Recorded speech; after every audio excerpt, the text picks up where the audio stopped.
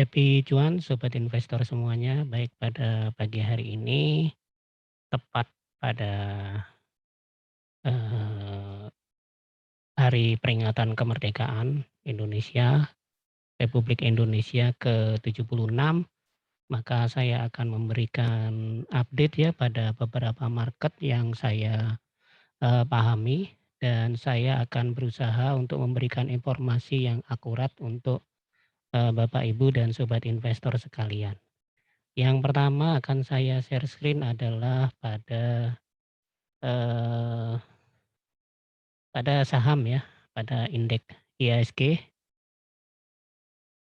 saya akan perlihatkan terlebih dahulu, ini sudah tertayang ya. Jadi indeks IHSG seperti yang sudah saya sampaikan kemarin, ini adalah chart dari Stockbit Pro ya. Jadi, bisa kita lihat di sini, pergerakan dari indeks IHSG mau memasuki area resistennya ini area support-nya ya, area support yang ini diperkirakan, semoga tidak tertembus ya. Kalau tertembus maka IHSG akan menuju ke bawah lagi ya, tepatnya di 5.700-an. Jadi, coba saya gambarkan ya di sini ya, coba saya gambarkan untuk, tren line-nya ya di sini saya gambarkan. Ini adalah area yang berikutnya yang, akan, dituju untuk IHSG jika tembus di, area di bawah dari 6 ribuan ini. Coba saya gambarkan untuk, garis, garis trend line-nya berupa, garis, horizontal line ya. Jadi yang berikutnya adalah di sini. Nah di sini, ini sudah tertayang ya, jadi yang berikutnya adalah di sini kemudian, kalau digambarkan berupa area itu, area ada apa enggak ini untuk areanya ya, jadi, di situ ya, jadi di 5.700-an. Sehingga kita perlu hati-hati ketika IHSG mencapai area support kuatnya ini.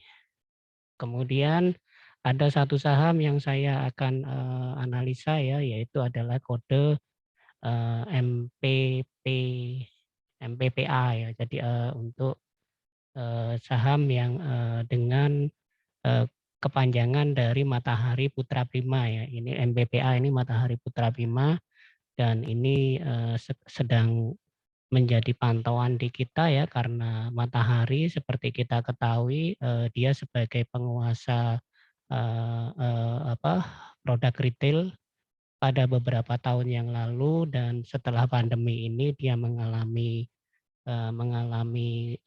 goncangan ya karena, mal-mal banyak yang ditutup, kemudian juga, mal-mal, sehingga, menyebabkan banyak beberapa gerai dari Matahari yang ditutup sementara dan, sekarang sudah mulai dibuka lagi dan Matahari Putra Prima itu sudah membuat yang namanya, web ya, web sehingga memungkinkan, Matahari bisa menjual. Jadi ini dampak dari era digital ya. Jadi sekarang toko fisik itu memang, sudah ketinggalan zaman ya sehingga, sekarang mau tidak mau, berdagang itu juga harus lewat media online, salah satunya dengan web dan Matahari sudah melakukan dan, prospek kedepannya saya kira Matahari jika dia mengadopsi, penjualan secara online seperti ini maka akan prospek. Dan kenapa eee, saya berikan, untuk Matahari sebagai emiten pilihan ya, MPPA, karena, Matahari sekarang kalau dilihat dari chart-nya, ini saya menggunakan chart Nexus ya, Matahari sudah berada pada, eee, titik yang cukup rendah gitu ya. Jadi, ini membentuk parabolik ya dan dia berada di ujung parabolik yang, kanannya. Jadi dia berada di harga terendah dan harga ini adalah harga support-nya ya, ini harga support-nya. Sehingga kalau mencapai ini kemudian dia tertahan, maka dia akan naik. Tapi sebaliknya kalau dia tidak bisa menahan, supportnya tidak bisa menahan, maka dia akan turun lagi. Dan secara trennya ini memang, kalau pakai chart Nexus ini ya, kalau yang hijau ini berada di bawah, yang merah berada di atas itu artinya uptrend. Nah sekarang ini, ada perpindahan, yang hijau mulai berada di atas itu adalah downtrend. Jadi ini masa-masa penting untuk MPPA. Nah, kemudian kalau kita lihatkan di Stockbit ya, MPPA Matahari Putra Bima, coba saya lihatkan, untuk chart di Stockbit-nya ya, saya menggunakan Chartbit. Ini Chartbit ini mengambil, charting dari TradingView ya. Nah ini kalau, Chartbit ya bisa kita lihat di sini untuk pergerakan bandar movement overlay-nya ya, naik turun dan sekarang pada kondisi turunnya sejak tanggal 9 Agustus itu terjadi distribusi yang dilakukan oleh market maker. Kemudian juga bandar value-nya menunjukkan hal yang sama, kemudian kalau kita lihat volumenya tidak terlalu tinggi dan untuk foreign flow, untuk asing itu sudah keluar sejak tanggal 9 April 2021. Coba kalau kita lihat dari bandar bandar detektornya, hari kemarin itu terjadi normal distribusi. Coba kalau kita tarik dari, 1 minggu ke belakang, kita tarik ya. Sekarang tanggal 17, berarti tanggal 10 kita tarik, ada big distribusi 1 minggu ke belakang, kemudian 2 minggu ke belakang kita tarik, netral, kemudian kita tarik ke 3 minggu ke belakang, tarik, ada kesimpulannya adalah small akumulasi 3 minggu ke belakang, 1 bulan ke belakang tarik, ternyata juga netral. Lalu kita lihat di, 5 minggu ke belakang itu netral. Jadi ini sebenarnya, variatif ya kesimpulannya. Dari 1 minggu ke belakang itu di peak distribusi, kemudian netral, kemudian ada akumulasi, kemudian netral lagi ya. Ya, jadi ini menjadi menarik seperti ini ya. Artinya sebenarnya, walaupun sudah ada distribusi, ternyata juga ada, market maker itu melakukan pembelian pada harga-harga bawah, melakukan, koleksi saham lagi pada harga-harga bawah. Itu yang untuk MPPA ya. Kemudian coba kita lihat, secara fundamental. Secara fundamental ya kita lihat pakai Stockbit Pro ini, kita lihat dari sisi PBV dan pair-nya. Saya lihatkan dulu ya untuk MPPA. Ini ya. Nah ini sudah tertayang, ini adalah menu dari Stockbit Pro yang sangat sangat bagus menurut saya ya. Jadi kalau tidak bisa dapat yang edisi Pro ini juga sangat sangat mengecewakan sekali sebenarnya. Eee, Keputusan untuk ini Fundachat ya, ini saya ajarin juga karena kolaborasi yang terhenti antara, Stockbit dengan Sinarmas. Nah, coba saya lihatkan untuk PBV-nya dulu, min PBV. Nah ini ya, kita cari di sini min PBV, standar deviasi, kemudian PBV plus, minus plus 1 plus 2 ya, kemudian, cari lagi PBV ini dengan standar deviasi. Jadi ini statistiknya ya, jadi, simpangannya, selama rata-rata, simpangan rata-rata selama sekian tahun ke belakang. Jadi ini sering saya gunakan seperti ini untuk menganalisa fundamentalnya. Kemudian yang belum ini price,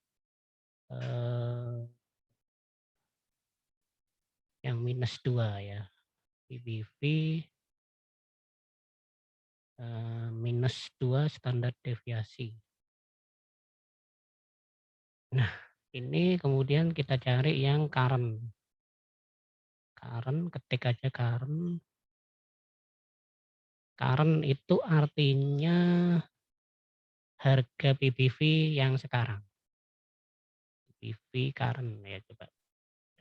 Price to book value ini menunjukkan murah tidaknya harga dari saham yang bersangkutan. Nah, coba price-nya saya hilangin biar gak ganggu. Kemudian, nah ini ya. Jadi kalau kita lihat secara harga PBV, price to book value, untuk Matahari Putra Prima itu berada di atasnya PBV plus 1 standar deviasi. Ini adalah statistik ya. Kita coba kalau saya urutkan ke yang lebih panjang, 10 tahun ke belakang, 10 tahun ke belakang, wah ternyata cukup tinggi ya. Bahkan dia berada di atasnya PBV plus 2 standar deviasi. Jadi rata-ratanya itu berada di 4,5, sekarang dia berada di 56,66. Jadi kalau secara PBV mahal ya, mahal sekali. Coba kalau kita lihat secara price earning ratio artinya ya. Ini yang teman-teman yang ekonomi sangat paham sekali ya, min PE standar. Di rata-ratanya yang ini yang PPV saya hapus semua biar nggak membingungkan catnya. Kemudian saya ajarkan satu persatu sehingga kalian-kalian paham ya. Saya hapus dulu semuanya. Kemudian price earning ratio, min standar deviasi, kemudian price earning ratio plus 2, price earning ratio plus 1, price earning ratio minus 1, price earning ratio minus 2, lalu current PE ratio. Kita tunggu. Nah, ini untuk price earning ratio, price earning ratio ini adalah rasio bagaimana kita bisa menghitung ya, kita membeli sebuah perusahaan, kemudian modal yang kita gunakan untuk membeli perusahaan tersebut itu habis dalam berapa tahun. Batasannya adalah PI kalau 15 itu masih di bawah 15 murah ya, tapi kalau sudah di atas 15 itu mahal. Dan Matahari ternyata berada di 14,72, masih berada di bawah harga rata-ratanya ya.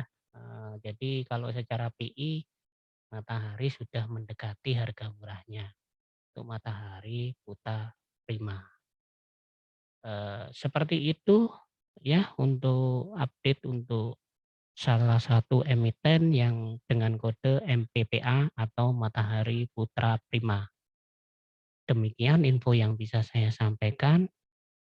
Semoga bermanfaat buat sobat investor semuanya. Terima kasih, happy cuan. Salam sehat.